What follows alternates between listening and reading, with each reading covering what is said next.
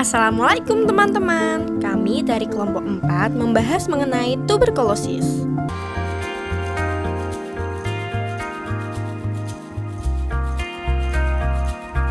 Definisi penyakit tuberkulosis. Penyakit tuberkulosis adalah penyakit menular yang disebabkan oleh bakteri yang disebut Mycobacterium tuberculosis.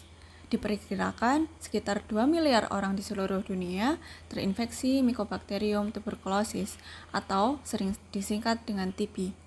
Dengan banyaknya jumlah orang yang terinfeksi bukan berarti mereka semua memiliki gejala. Bahkan, sebagian besar tidak menyadari bahwa mereka terinfeksi tuberkulosis. Bakteri TB biasanya menginfeksi parenkim paru, sehingga menyebabkan TB paru.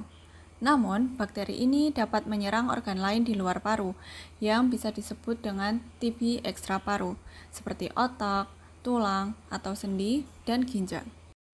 Untuk cara penularannya, bakteri TB menyebar ketika seseorang dengan penyakit TB paru aktif, batuk ataupun bersin. Percikan dahak dan liur yang terbawa udara adalah media penularannya, dan bakteri TB mampu bertahan di tempat yang lembab dan kurang sinar matahari. Kontak dekat dengan penderita TB memiliki risiko penularan yang lebih tinggi karena sering terpapar droplet, serta ruangan kurang ventilasi dan ruang yang tertutup akan membuat bakteri TB lebih mudah menumpuk di udara sehingga meningkatkan risiko penularan. Faktor resiko. Beberapa kelompok individu memiliki resiko lebih besar terkena penyakit TB. Antara lain, orang dengan HIV positif atau gangguan imunitas lainnya, mereka yang menggunakan obat imunosupresan dalam waktu lama, perokok aktif, orang dengan konsumsi alkohol berlebihan, anak-anak di bawah usia 5 tahun dan lansia, individu yang memiliki kontak erat dengan penderita TB aktif yang menular, orang yang tinggal atau berada di lokasi dengan resiko tinggi penularan TB, misalnya lembaga pemasyarakatan, dan petugas medis. Patofisiologi tuberkulosis. Patofisiologi tuberkulosis dibagi menjadi dua, yaitu tuberkulosis primer dan tuberkulosis sekunder. Mari kita bahas tuberkulosis primer. Tuberkulosis paru dapat menular melalui kuman yang dibatukkan atau dibersinkan keluar menjadi droplet nuklei dalam udara sekitar kita. Partikel infeksi ini menetap dalam udara bebas 1-2 jam. Tidak adanya sinar ultraviolet, ventilasi buruk, dan kelembapan dapat mendukung kuman bertahan sampai berhari-hari bahkan berbulan-bulan.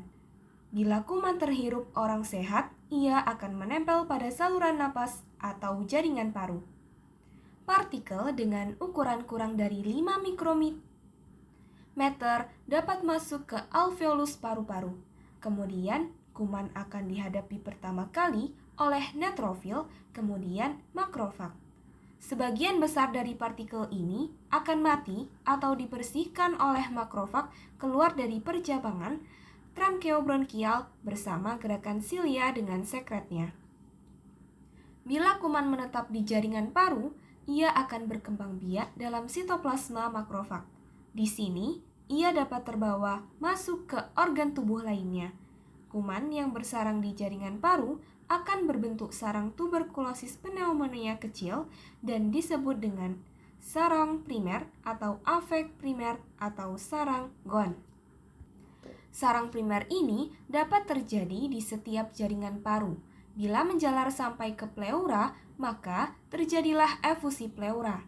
Kuman dapat juga masuk ke saluran gastrointestinal, jaringan limfe, orofaring, dan kulit. Terjadi limfadenopati regional, kemudian bakteri ini masuk ke dalam vena dan menjalar ke seluruh organ seperti paru, otak, ginjal, dan tulang. Bila masuk ke arteri pulmonalis, maka dapat terjadi penjalaran ke seluruh bagian paru menjadi TB miliar.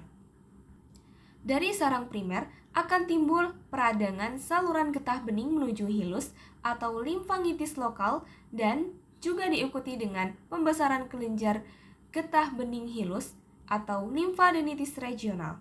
Sarang primer limfangitis lokal dan limfadenitis regional akan membentuk kompleks primer atau ranke. Semua proses ini memakan waktu 3-8 minggu. Kompleks primer ini selanjutnya dapat menjadi sembuh sama sekali tanpa meninggalkan cacat atau berkomplikasi dan menyebar secara perkontinuitatum, yaitu menyebar ke sekitarnya secara bronkogen pada paru yang bersangkutan maupun paru sebelahnya, secara limfogen ke organ tubuh lainnya. Kemudian manifestasi klinis. Gejala klinis tuberkulosis dapat dibagi menjadi dua golongan, yaitu gejala utama dan gejala tambahan. Gejala utama, batuk berdak 2 minggu. Gejala tambahan, batuk berdarah, sesak nafas, badan lemas, penurunan nafsu makan, penurunan berat badan yang tidak disengaja, malaise, berkeringat di malam hari tanpa kegiatan fisik, demam subfebris lebih dari 1 bulan, dan juga nyeri dada. Untuk penegakan diagnosis tuberkulosis, jika di awal terduga ada TB, maka jika pasien baru tidak ada riwayat pengobatan tuberkulosis, tidak ada riwayat kontak erat dengan pasien tuberkulosis resisten obat, pasien dengan HIV negatif atau tidak diketahui status HIV-nya, maka setelah itu dia akan dilakukan pemeriksaan klinis dan pemeriksaan bakteriologis dengan mikroskop atau tes cepat molekuler atau yang disingkat TCM. Nah, jika tidak memiliki akses untuk TCM pada TB atau tuberkulosis, maka akan dilakukan pemeriksaan mikroskopis bakteri tahan asam atau yang disingkat PTA. Jika memiliki akses untuk tes cepat molekuler TB, dilakukan pemeriksaan tes cepat molekuler TB. Jika pasien dengan riwayat pengobatan tuberkulosis, pasien dengan riwayat kontak erat dengan pasien tuberkulosis resisten obat, dan juga pasien dengan HIV positif, maka dilakukan pemeriksaan tes cepat molekuler tuberkulosis. Tujuan terapi tuberkulosis. 1. Untuk menyembuhkan pasien dan memulihkan kualitas hidup dan produktivitas. 2. Untuk mencegah kematian akibat TB aktif atau efek lanjutannya. 3. Untuk mencegah kambuhnya TB. 4. Untuk mengurangi penularan TB ke orang lain. Standar atau pedoman terapi tuberkulosis. Panduan OAT untuk pengobatan TBSO di Indonesia adalah 2-RH-ZE atau 4-RH. Pada fase intensif, pasien diberikan kombinasi 4 obat berupa rifampicin R, isoniazid H, pyrazinamide Z, dan etambutol E selama 2 bulan. Dilanjutkan dengan pemberian isoniazid H dan rifampicin R selama 4 bulan pada fase lanjutan. Pemberian obat fase lanjutan diberikan sebagai dosis harian atau RH sesuai dengan rekomendasi WHO. Pasien dengan TBSO diobati menggunakan OAT lini pertama, seperti yang terlihat pada tabel. Untuk menunjang kepatuhan berobat, panduan OAT lini pertama telah dikombinasi dengan obat kombinasi dosis tetap atau KDT. 1 tablet KDT RHZE untuk fase intensif berisi rifampicin 150 mg, isoniazid 75 mg, pyrazinamide 400 mg, dan etambutol 275 mg. Sedangkan untuk fase lanjutan yaitu KDT-RH yang berisi rifampicin 150 mg plus isoniazid 75 mg diberikan setiap hari. Jumlah tablet KDT yang diberikan dapat disesuaikan dengan berat badan pasien. Untuk data dosis OAT, pengobatan TBSO menggunakan tablet kombinasi dosis tetap atau KDT dapat terlihat pada tabel. Mekanisme kerja rifampicin yaitu memberikan efek dengan menghambat RNA polimerase yang bergantung pada DNA secara reversibel, yang selanjutnya menghambat sintesis dan transkripsi protein bakteri. Untuk aktivitas obat rifampicin yaitu antibiotik makrosiklik dengan aktivitas utama melawan mikrobakteri. Untuk efek samping obat rifampicin yaitu air kemih, keringat, air mata, berwarna menjadi merah, anoreksia, mual, nyeri perut, mengantuk. Mekanisme kerja obat isoniazid adalah proobat yang diubah menjadi bentuk metabolit aktifnya oleh katalase prooksidase dan memberikan aksinya dengan menghambat biosintesis asam mikolat lebih lanjut. Efek samping isoniazid yaitu anoreksia, mual, nyeri perut, mengantuk, nyeri sendi, rasa terbakar, kebas, atau kesemutan di tangan dan di kaki.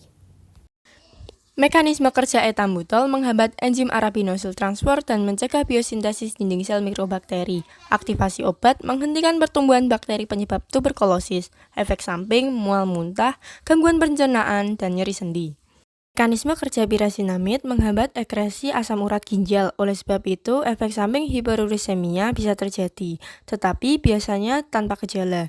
Jika hiperurisemia disertai artritis gut akut, aktivasi obat pirasinamid digunakan bersamaan obat lain untuk mengobati TB. Obat ini adalah sebagai antibiotik dan bekerja dengan menghentikan pertumbuhan bakteri. Untuk efek samping, anoreksia, mual muntah, dan mengantuk. Komplikasi tuberkulosis. Tuberkulosis pleura. Gejala klinis yang paling sering adalah batuk, nyeri dada, dan demam. Diagnosis TB pleura berdasarkan pada terdapatnya basil tuberkulosis pada cairan pleura, biopsi pleura maupun granuloma di pleura pada pemeriksaan histopatologis. Komplikasi yang paling penting, tuberkulosis sistem saraf pusat dan meningen. TB meningen atau yang lebih dikenal dengan meningitis tuberkulosis adalah penyakit radang otak dan selaput otak akibat penyebaran hematogen dari MTB atau Mycobacterium tuberculosis. Meskipun angka kejadiannya sekitar 1% dari keseluruhan tuberkulosis aktif, penyakit ini adalah bentuk terberat dari infeksi MTB, sehingga menyebabkan mortalitas dan disabilitas neurologis yang berat pada lebih dari separuh penderitanya, meskipun telah menerima obat anti-TB yang adekuat. Pencegahan penyakit tuberkulosis. Beberapa upaya untuk mencegah penyakit tuberkulosis yaitu: yang pertama, penderita menutup mulut sewaktu batuk dan berdahak tidak sembarangan. Yang kedua, jangan tidur sekamar dengan orang lain sampai dokter menyatakan TBC yang diderita tidak lagi menular. Yang ketiga, khusus bagi penderita TB, menggunakan masker ketika berada di sekitar orang, terutama selama 3 minggu pertama pengobatan. Upaya ini dapat membantu mengurangi resiko penularan. Yang keempat, imunisasi BCG orang-orang kontak dan terdekat. Yang kelima, desinfeksi, cuci tangan, dan tata rumah tangga kebersihan yang ketat, ventilasi, dan sinar matahari yang cukup. Yang terakhir, vaksinasi BCG. Manfaat dari vaksinasi BCG adalah mencegah kemungkinan komplikasi parah ketika seseorang terinfeksi tuberkulosis.